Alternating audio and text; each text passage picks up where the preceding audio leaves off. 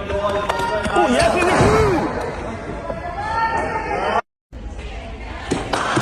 one. ओ ये scissor 2 नहीं भाई साहब, ओ ये सीजर 1। हाँ भाई, सूर्य कुमार यादव ने ट्रोल कर दिया है भाई मोहम्मद रिजवान को। सूर्य कुमार यादव भाई आजकल प्रैक्टिस कर रहे हैं, स्टोरी लगाई जहां पे भाई साहब बोला है ओ ये सीजर 1 नॉट 2। यार भाई, भाई हमारे प्लेयर भी भाई मीम मटेरियल है ना। ये मुझे पता है सूर्य कुमार यादव ने घटिया हरकत की है, लेकिन उसके पीछे भी ये इंडियन गवर्नमेंट है, ये बीसीसीआई है सारा, इस सब ने मिलकर ये घटिया किस्म का काम करवाया है। और मोहसिन नकवी साहब एसीसी के चेयरमैन है, उनको एक्शन जरूर लेना चाहिए इस बात के ऊपर कि ये घटिया किस्म की बात है। बहुत यार छोटे लोग हैं।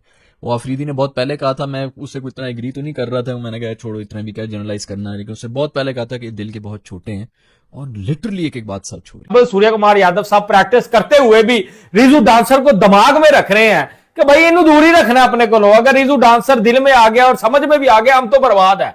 तो भाई वो कह रहे हैं यस इज अ 2 नहीं, यस इज अ 1। ओ भाई, मतलब यानी तुम लोगों की फाड़ के रख दी थी, हम लोगों ने बजा के रख दी थी। तो हमारा सिर्फ एक मेडल बहुत शर्मिंदगी की बात है, अगर कोई महसूस करे तो, नहीं करे तो वगैरह उन्होंने एक मेडल लेके चुके रखो। नहीं, आपको पता है वो लास्ट टाइम भी जब अर्शद जीता था तो वो एक मेडल को ही हमने इतना सेलिब्रेट कर लिया था, हमने कहा बस 89 वर्ल्ड कप। चलो वो तो पॉजिटिव चीज है ना शुएब भाई, आपने सेलिब्रेट किया, पॉजिटिव चीज है। अभी ओवरऑल अगर आप देखें ना, तो टेबल के ऊपर टोटल नंबर ऑफ मेडल्स में इंडिया इज एट नंबर 4। ये एक इतनी ह्यूज जंप है ना इंडिया के लिए कि आपकी और मेरी सोच है। तुम लोग इतने घटिया किस्म के हो चुके हो, मतलब अपने इंडिया के स्पोर्ट्समैनों को भी किस घटिया काम पे तुम लोगों ने लगा दिए। ये हमारी बेइज्जती नहीं हुई है, तुम लोग की अपनी बेइज्जती हुई है।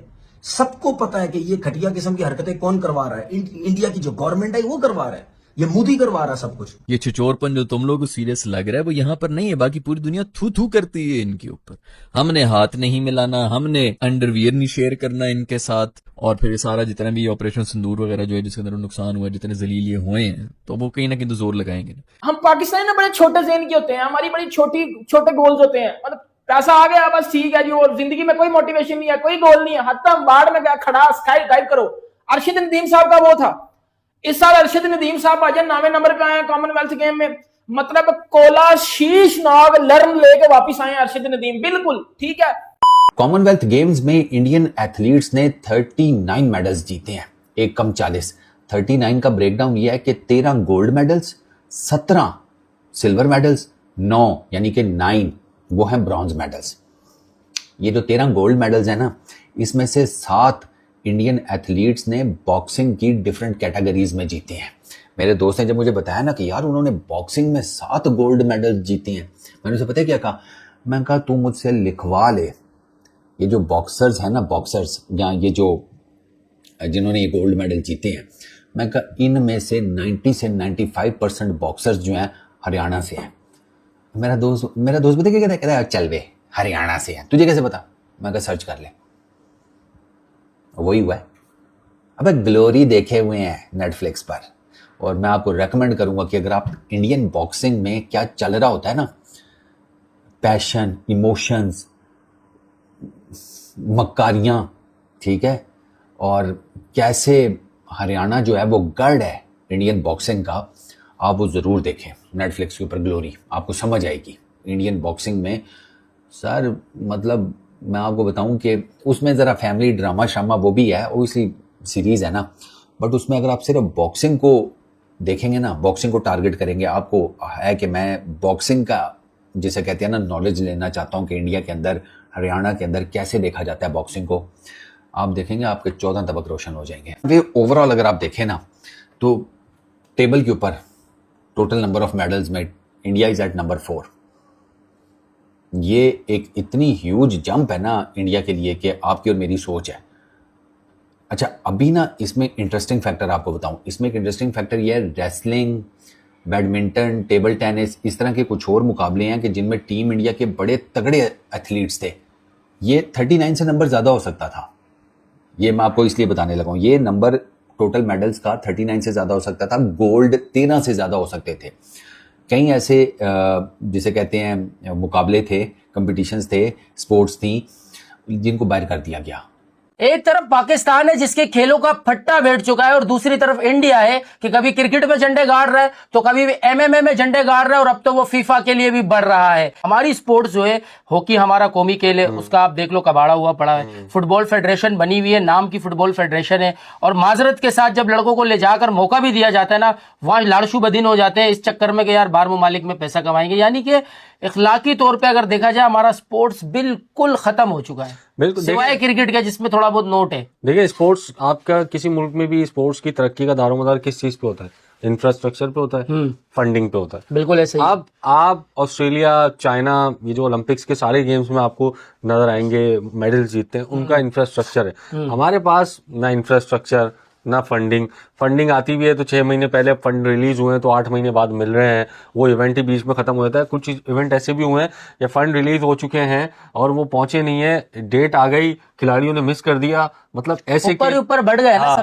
ये दुख का खत्म नहीं होते बे। मतलब ना क्रिकेट में खुशी है, ना भाईजान उधर कोई हॉकी में खुशी है, ना भाईजान फुटबॉल में खुशी है, ना ही कंट्री में खुशी है। मतलब मुल्क की भी भाईजान बची पड़ी है, क्रिकेट की भी बची पड़ी है, स्पोर्ट्स मतलब ओवरऑल स्पोर्ट्स की बची पड़ी है और कंट्री की भी बची पड़ी है। लेकिन हम पाकिस्तानी एक चीज को देख के बड़ा ज्यादा ना, मतलब हमें मजीद मनूसी पे आ जाती है कि वो इंडिया भाई किस तरह ऊपर चला गया जी। इंडिया भाई किस तरह ऊपर चला गया और हम तो भाईजान बिल्कुल जमीन पे लगे हुए हैं। अब आप सबको पता है कि कॉमनवेल्थ गेम हुई हैं। अब कॉमनवेल्थ गेम में भाईजान वो अरशद नदीम साहब ने कोई 2024 में वो गोल्ड मेडल कोई जीत लिया था। अब ऑब्वियसली पाकिस्तानी किसी गरीब के पास पैसा आ जाए ना तो वो, हम पाकिस्तानी ना बड़े छोटे ज़हन के होते हैं, हमारी बड़ी छोटे गोल्स होते हैं। मतलब पैसा आ गया बस ठीक है जी, और जिंदगी में कोई मोटिवेशन नहीं है, कोई गोल नहीं है, हत्तम बाढ़ में गया खड़ा स्काई डाइव करो। अरशद नदीम साहब का वो था। इस साल अरशद नदीम साहब भाईजान 9वें नंबर पे आए कॉमनवेल्थ गेम में। मतलब कोला शीश नाग लर्न लेके वापिस आए अरशद नदीम, बिल्कुल ठीक है। और उस साइड पे इंडिया को देख लो, इंडिया ने कॉमनवेल्थ में सर 39 मेडल जीते हैं, 39 मेडल, और उसमें 13 गोल्ड मेडल थे। कितने? इधर आओ लर्न फैक्ट्री के मिनिस्टर, इधर आओ। 39 गोल्ड मेडल इंडिया जीत के गया। कितने? 39। और उन 39 में 39 मेडल इंडिया ने जीते और उन 39 में 13 गोल्ड मेडल थे। अब यह नहीं सुनो कि पाकिस्तान ने क्या उखाड़ा है। मैं बताता हूं ना, अब उतनी क्यों, मैं बताता हूं ना आपको पाकिस्तान ने क्या किया। पाकिस्तान सिर्फ और सिर्फ एक गोल्ड मेडल जीता है। कितना? एक। अब इसमें मैं क्या बोलूं कि जी वो हमारे जो उधर गए हुए थे, क्या वो छनकना लेने गए हुए थे? इसमें चीजें ये नहीं मैटर करती। अब आप नीरज चोपड़ा की बात कर लो। नीरज चोपड़ा एक कंसिस्टेंट प्लेयर है, एक कंसिस्टेंट एथलीट है, आपको कंसिस्टेंसी प्रोवाइड करता है। चाहे वो 90 मीटर का थ्रो ना मारे, लेकिन वो आपको हर कॉमनवेल्थ गेम हर साल आपको कुछ ना कुछ जिताता है। इस साल इवन के वो इंजरी में खेल रहा था, लेकिन फिर भी वो सिल्वर लेके गया है। वो कंसिस्टेंसी के साथ आता है। वो जिस तरह विराट कोहली को हम क्रिकेट में बोलते हैं कि यार विराट कोहली क्यों बड़ा प्लेयर बना? विराट कोहली कंसिस्टेंट था अपनी परफॉर्मेंस में। नीरज चोपड़ा भी कंसिस्टेंट रहता है। अरशद नदीम का क्या हिसाब था? अरशद नदीम पिछले बार जीत गया, पैसा आ गया, क्योंकि गरीब घर का था, पैसा आ गया, फेम भी मिल गया, कुछ 4-5 लोगों ने पिक्चर्स भी खिंचवा ली, बस खत्म, खड़ास, कोई मोटिवेशन नहीं है। अब अगले साल मैं वही 9वें नंबर पे आऊंगा। टॉप 8 में भी नहीं है भाई, 9वें नंबर पे था सीधा बंदा।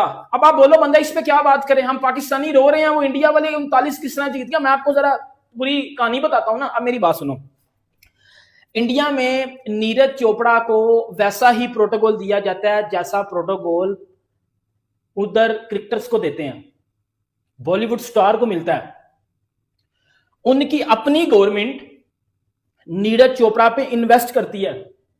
उनको अच्छी से अच्छी जगह के ऊपर, नीरज चोपड़ा को, उसको इंजरी हुई, अच्छे से अच्छा ट्रीटमेंट मिला, उसको अच्छी सी अच्छी कंट्री में प्रैक्टिस के लिए भेजा जाता है।